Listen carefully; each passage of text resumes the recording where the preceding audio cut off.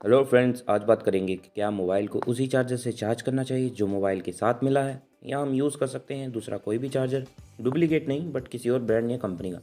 शुक्रिया आप what's inside in पर आए। बेशक आपको इस कॉन्सेप्ट के रिगार्डिंग पूरी डिटेल से समझाया जाएगा और हाँ, दिखाया भी जाएगा ओरिजिनल चार्जर और एक अलग ब्रांड की कंपनी के चार्जर के अंदर के डिफरेंसेस का।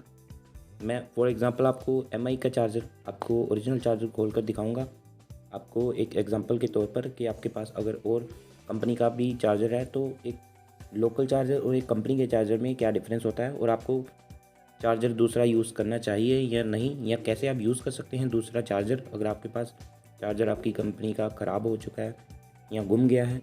और आज इसी टॉपिक पे बात करेंगे बिकॉज चैनल का ये थीम है knowledge with what's inside in.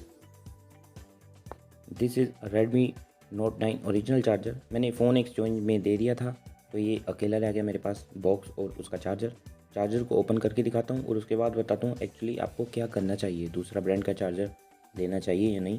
ये मेरे पास दूसरा चार्जर जो है वो 5 वोट का है, जो मेरे पास ये चार्जर है वो 10 वोट का। जैसे आपको एक डिफरेंसेस दिखाने के लिए मैं ये चीज़ कर रहा हूँ। एक्चुअली आपको खुद क्लियर हो जाएगा कि आपको दूसरी ब्रांड की कंपनी में क्या डिफरेंस होता है अगर आप चार्जर लेते हो, और आप अगर वो आपके लिए सेफ़ है या नहीं, आपके फ़ोन के लिए, आपकी बैटरी लाइफ के लिए सेफ़ है या नहीं, दोनों को आपको खोल कर दिखाता हूँ आज आपको। एक्चुअली चार्जर के अंदर ट्रांजिस्टर, डायोड्स, रजिस्टर, फिल्टर्स होते हैं जो 220 वॉट के करंट को 5 या 10 वॉट में बदलते हैं, जिस तरह चार्जर की आउटपुट की लिमिट होती है। अब जो चार्जर आपको मोबाइल के साथ मिला है वो आपको मोबाइल के अंदर सर्किट्स, बैटरी, आपके मोबाइल की टेक्नोलॉजी को देखते हुए बनाया गया है, जिससे आपके मोबाइल की बैटरी उसी तरह से चार्ज हो जिस तरह से उसकी लिमिट है, ज़रूरत है।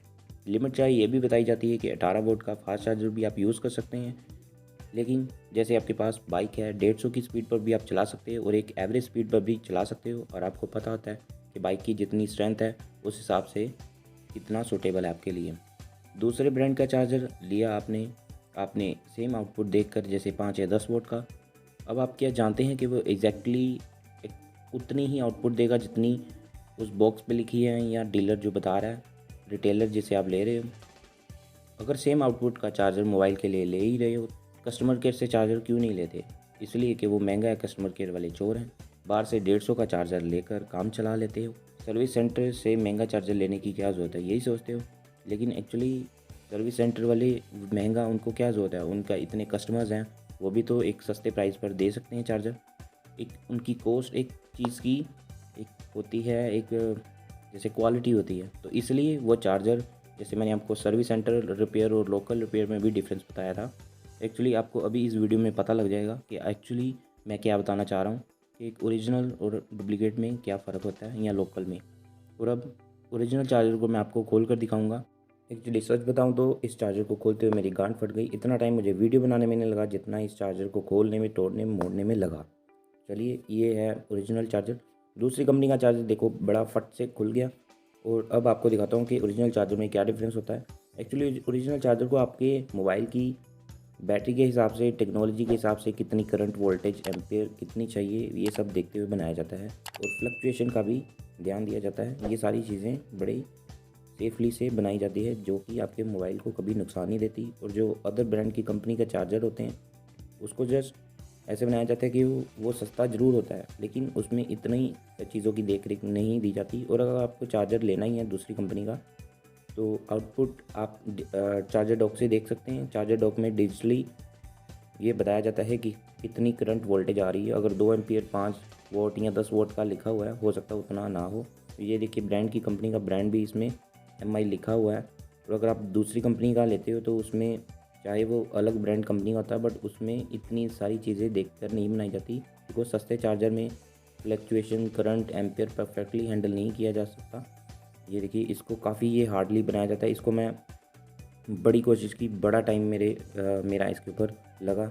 आप ये देख सकते हैं कि इसके अंदर डायोड्स, फिल्टर्स, कैपेसिटर्स हैं, और साथ में करंट के फ्लो को फ्लक्चुएशन ना हो ये सारी देखकर पेस्ट भी यूज़ की गई है। और जो बाकी आप चार्जर देख सकते हैं उसमें इतना स्टफ़ भी नहीं है लोकल कंपनी के चार्जर में।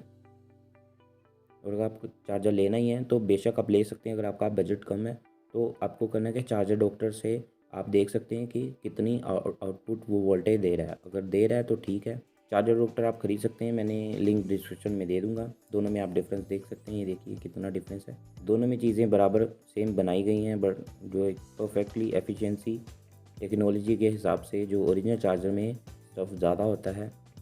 चाहे आप 5 या 10 वोल्ट का चार्जर ले रहे हो। आपको वीडियो अच्छी लगी होगी, चार्जर कैसे काम करता है और डाटा केबल में क्या डिफरेंस होता है, डिस्क्रिप्शन में मैं लिंक दे दूँगा। चार्जर डॉक्टर का भी लिंक दे दूँगा, आप खरीद सकते हैं। कोई भी चार्जर लेने से पहले देख सकते हैं कितनी वोल्टेज दे रहा है। I hope you like that video, तो please subscribe to my channel because मैं ऐसी ही नॉलेजेबल वीडियोस लाता रहता हूँ। मैं मिलता हूँ आपसे अगले वीडियो में, तब तक ले बाय।